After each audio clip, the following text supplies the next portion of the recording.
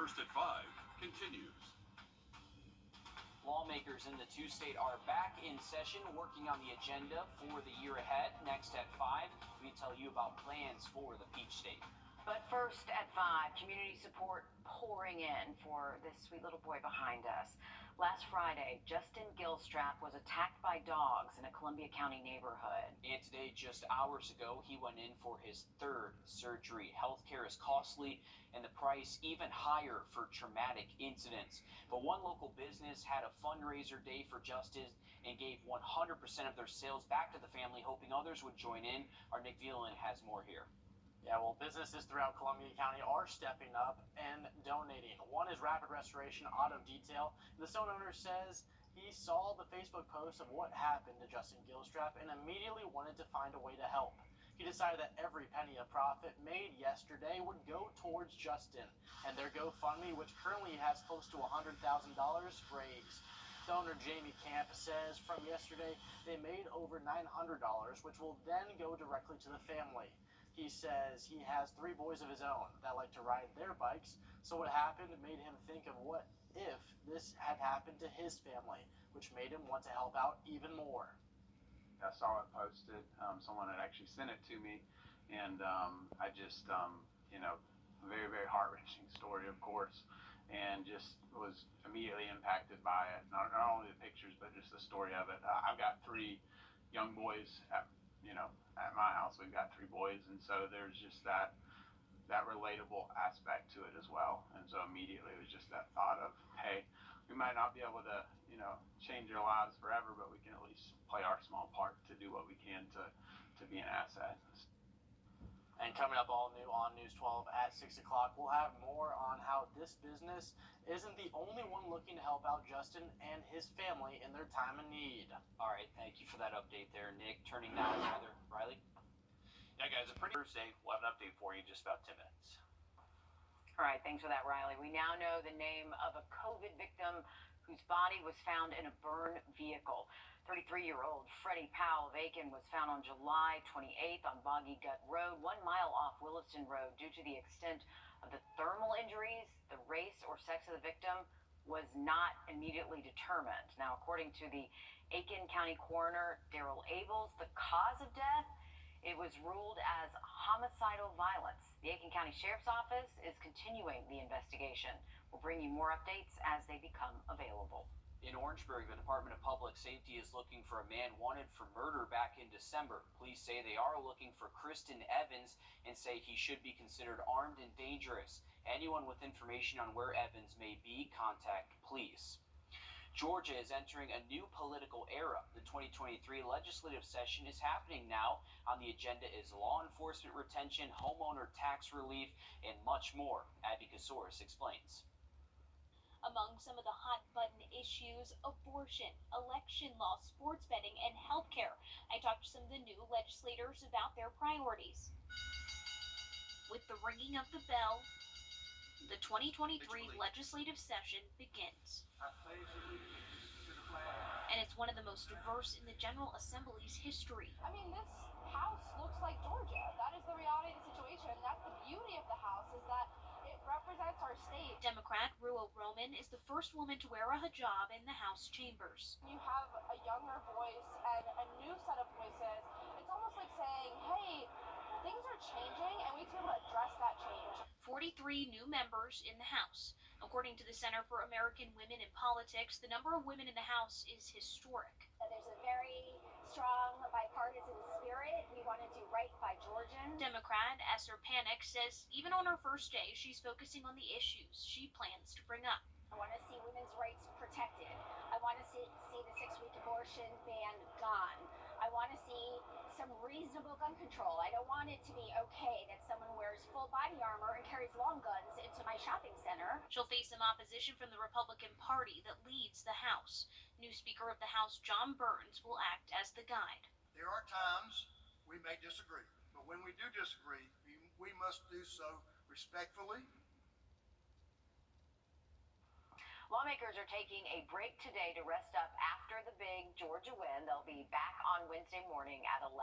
And Governor Brian Kemp and Georgia constitutional officers will hold their inaugural ceremonies on Thursday. Augusta Mayor Garnett Johnson and commissioners are in Atlanta. Tomorrow they will meet with hundreds of other state leaders for the Georgia Chamber's annual Eggs and Issues Breakfast. This will serve as the official kickoff to the state's legislative session. The goal is to give people information on the status of Georgia's economy. We will have more coverage on this event right here on News 12. The current commander-in-chief is coming to Atlanta. President Joe Biden will be in town Sunday. He'll speak at Ebenezer Baptist Church on what would have been Reverend Dr. Martin Luther King Jr.'s 94th birthday. Dr. King served as a co-pastor from 1960 until his assassination in 1968. The current pastor is U.S. Senator Raphael Warnock. Don't forget, the Augusta Martin Luther King Parade is this Saturday. It starts at 1 p.m. at the Dice Community Center on James Brown Boulevard. Our local NAACP branch will be hosting the celebration. The Jesse Norman School of the Arts unveiled a new painted piano today. It will sit in the lobby of the Schaefer McCartney building of the Georgia Cyber Center in downtown Augusta. The piano art was created by visual artist, author, and teacher Stacy Sweeter. The partnership between the two aims to show the commitment to music and art in our community. Well, you enjoyed another dry afternoon. That should continue tomorrow, but rain's back into the forecast by Thursday. Update on the storm chances just after break.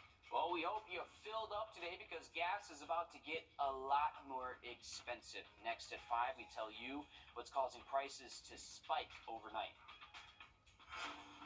Students feel they're being taken advantage of and can't afford to fight back. I couldn't do anything. I didn't have a job. I didn't have money. Frustrated by a state board they say is slow to take action. The board doesn't take these complaints seriously. They really don't. I've been licensed for 30 years. I've never had a problem with the board not being able to provide information. The I-Team takes a closer look at the ugly side of beauty. Thursday on News 12 at 6 o'clock. We're only comfortable when you are. Well, this is something no one wants to hear. The price of gas in Georgia is about to go up 30 cents more, to be exact. Tonight, the gas tax extension comes to a halt. Yeah, we got pretty used to it because it was renewed several times, the last one in December. For some businesses, this could really hurt. Our Taylor Martin shows us what this could mean for local businesses. Ani Sanford has lived in Augusta for nearly 17 years. For her small businesses, Op Kitchen and Paleo Num Yums, the suspension of the gas tax means learning to pivot and cut back. You have to think about where you can cut prices because it goes all the way back to food. If you don't have the food, you can't have the business, and that all relies on gas prices. Brent Slagle is the owner of Flowers on Broad. He says deliveries make up 70% of their profit. The gas tax suspension gave them some relief on the rising cost of everything, but he tells me he worries with gas prices rising, they might have to raise their prices as well. Business can only absorb so much before we have to pass it on to the customers. We hope that doesn't come to that, but with this now, you never know. Going forward, Ani says she hopes for stability in the prices of goods and gas. Yeah, I like consistency in my business, so I don't want to keep flip-flopping back and forth. If gas prices go down, I'd love to say, oh, we're doing deliveries, but now gas prices are going back up. We'd have to take deliveries away. Brent says Flowers on Broad will take extra steps to get cheaper gas from here on out. We'll be having to research and find out exactly where the cheapest gas is, where we have to go. Well, the good news here, Augusta's average gas price with the added tax is $3.11, still much lower than the national average of $3.27. Could always cross the river, too, in South Carolina. It is cheaper, but taking a live look over at Costco, with folks trying to top off their tanks before that price increase. Costco has a long line anyway, so First Alert Chief Meteorologist Riley Hale, things are about to get even more packed as more and more people start to get off work. Absolutely, Mayor, and you brought up a great point. All you can do is kind of cross the river into South Carolina. Our prices have been kind of comparable to South Carolina since we haven't had the gas tax, but now it's added back on. Definitely could save a few cents just crossing over the Savannah. Hey, a beautiful couple of weeks, but we will be below average with those high temps Friday all the way into early next week. All right, thanks, Riley. The most influential tech event in the world is wrapping up, but there are still some awesome gadgets you haven't seen yet. Stick around to check them out.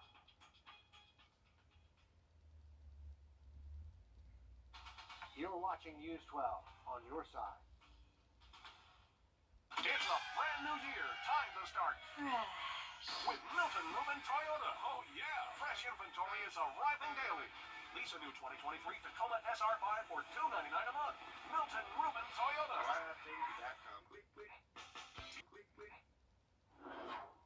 Just into our newsroom, Stacey Abrams' voting rights group Fair Fight Action must repay more than $200,000 to Georgia taxpayers.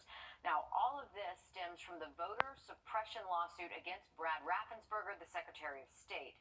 The verdict says Fair Fight Action did not prove evidence of a voter who was unable to vote, experienced longer wait times, or was confused about voter registration status. Yesterday, attorneys started questioning a pool of 600 potential jurors for the RICO trial involving rapper Young Thug. That number, a testament to how long this trial is expected to last, several weeks, if not months. Young Thug and 13 others are on trial for their alleged ties to the criminal street gang Young Slime Life. Prosecutors say they intend to use some of Young Thug's lyrics as evidence. I mean, if you've got a confession, whether that confession rhymes, whether it's set to music, you're going to want to use it if you're a prosecutor. Same thing with defense, you're going to want to keep it out. Hundreds of witnesses could be called to testify, including rapper Lil Wayne. Federal officials say they are acting on thousands of complaints related to Southwest Airlines' holiday travel meltdown. That includes complaints the airline isn't making good on its pledge to issue refunds. Southwest has to honor passenger refund requests within 7 business days if the traveler paid by card, and 20 days if they paid by cash or check. The big consumer electronics show in Las Vegas has ended with thousands of companies introducing tens of thousands of new tech gadgets and innovations that may make it into your living room in the near future. And they're pretty cool stuff. Our consumer tech reporter Jamie Tucker spent the week at the show looking for the best or most intriguing new products between virtual reality and a mattress made of strings. You can spend all week at CES at some of the big exhibits at car dealerships and television manufacturers, but if you want to find really interesting innovations in technology, it's best to come to some of the smaller booths. This company right here makes closed captioning badges.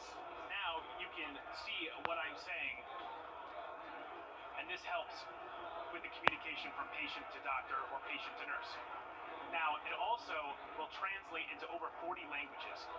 The Ansel mattress uses air in 14 million streams to make sleeping more comfortable. A connected app customizes what's best for the sleeper. And it's going to tell us if you're sleeping on your back, or your belly, or your left-hand side or right-hand side.